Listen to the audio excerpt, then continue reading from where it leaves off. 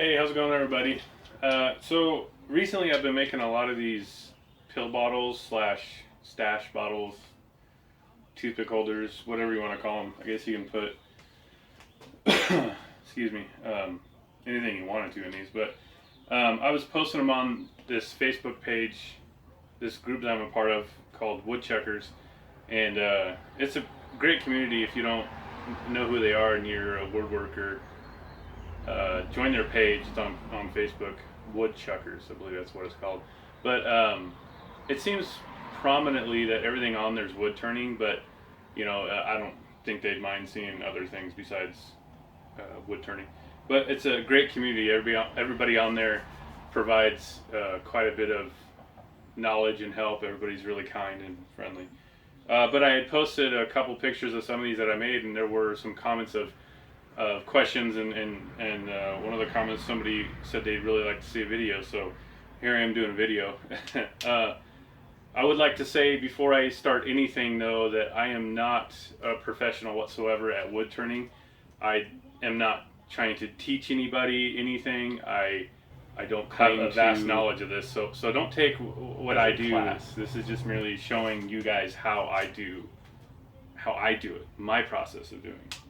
And of course, this stuff's very dangerous, so use your head with safety. And you'll see me doing some things that probably aren't, recommended, but I feel comfortable with everything that I do, so therefore I feel I am safe. So anyway.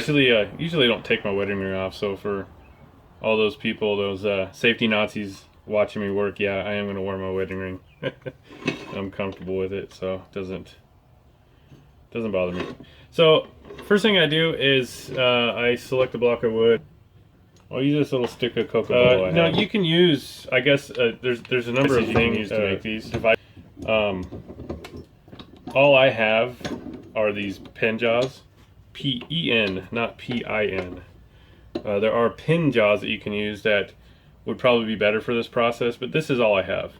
And if you choose to use this, you just got to be careful, keeping your hands away from all this stuff, which you need to be anyways. So you want to oversize the piece of wood you're using, and typically when I make these on this, I only waste, well, I don't really waste it because I use this wood for everything. But typically it's about that much that I'm parting off, so it's really not that big of a waste. So I just put this into the jaws here.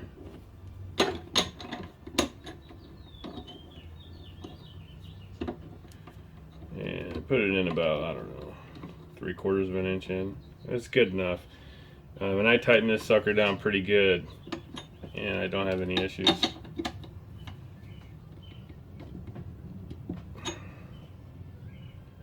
That's pretty good. One for good measure. There we go. And I don't know if that's the best. Really putting a lot of stress on that inner screw. But this works for me for now, until I get some pin jaws. So let me get this tested out here. I'm going to turn the lathe all the way down.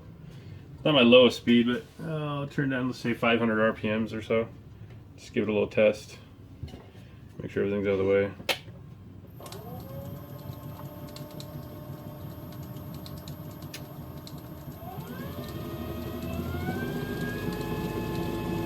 And this is as fast as I'm going to go through the whole process. It's about 1500 RPMs. So I feel pretty comfortable with that.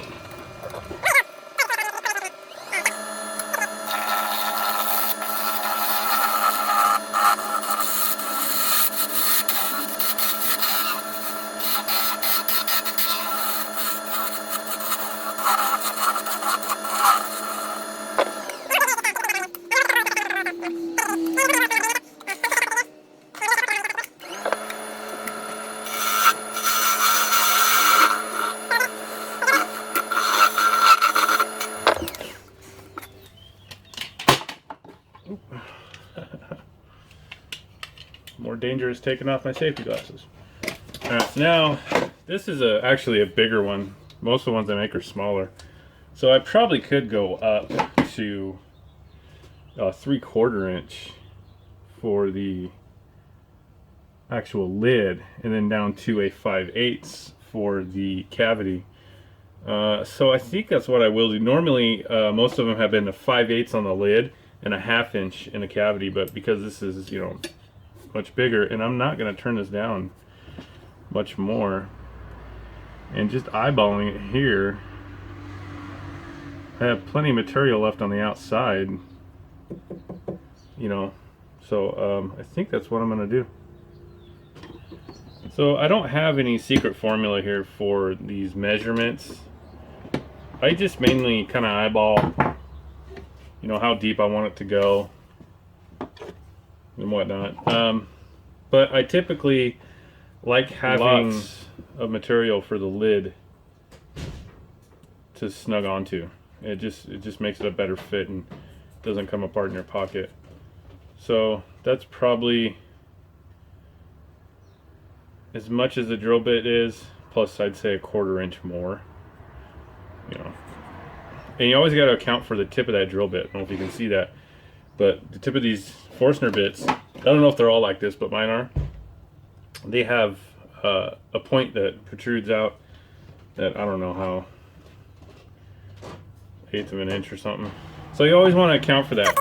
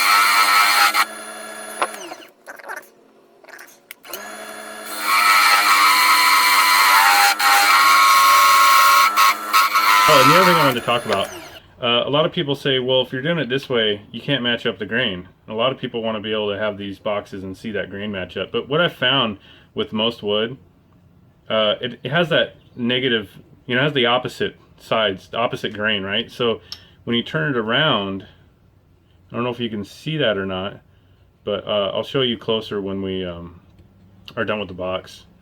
But it almost looks like the grain does match up anyways. And if you really pay attention on this kind of wood, it's not a good example because there's a lot of prominent grain in here. But from what I've seen, for the most part, you can't even tell. You know, I'm sure I know there's a different way, different process of doing this to get the grain to match up. But for me, I don't really care. This works just fine for me. So let's go ahead and make the tenon to fit this lid on.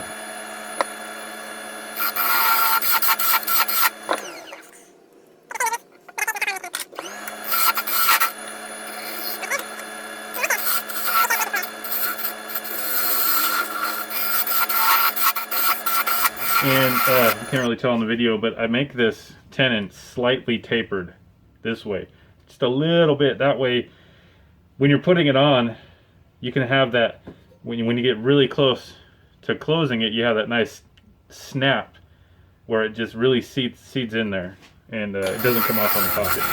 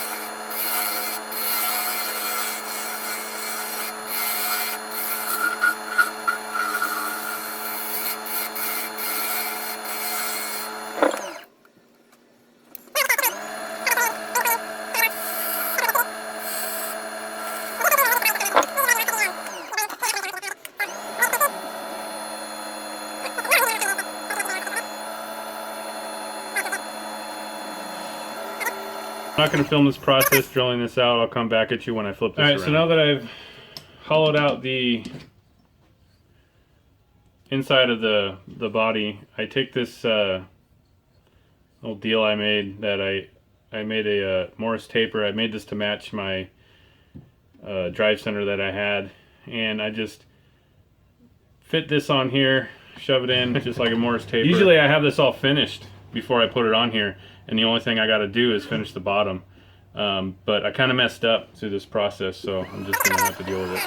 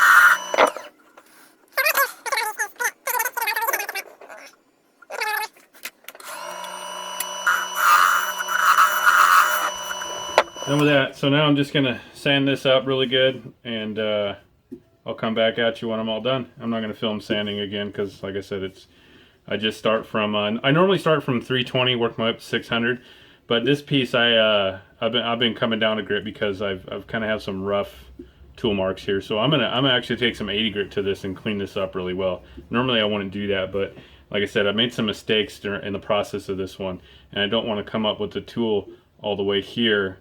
And it'll mess up when I put this on. It won't be flush. So I'm just gonna sand this all really good. So I'll come back. So I just got done topping this off with 600 grit, and you can choose, I guess, use whatever finish you want to use. Just remember that whatever finish you choose to use, you finish the top before you part this off and flip it around and put it on this jam chuck, because you're not going to be able to. You'd have to use a different jam chuck to get this on to finish this up, because it's a different size hole.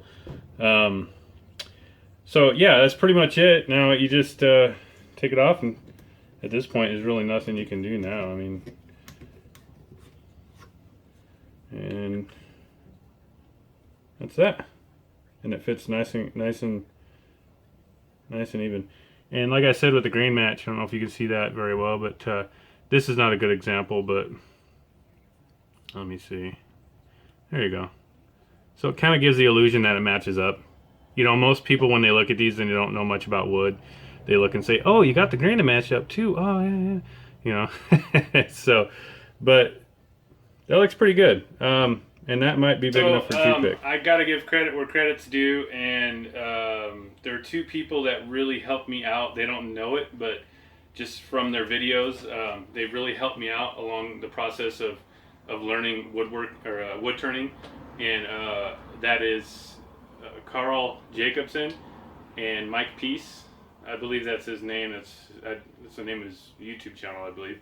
But I'll put some links to their channel in the notes somewhere, and go ahead and give them a look, man. If you really want some information, they got a ton of it.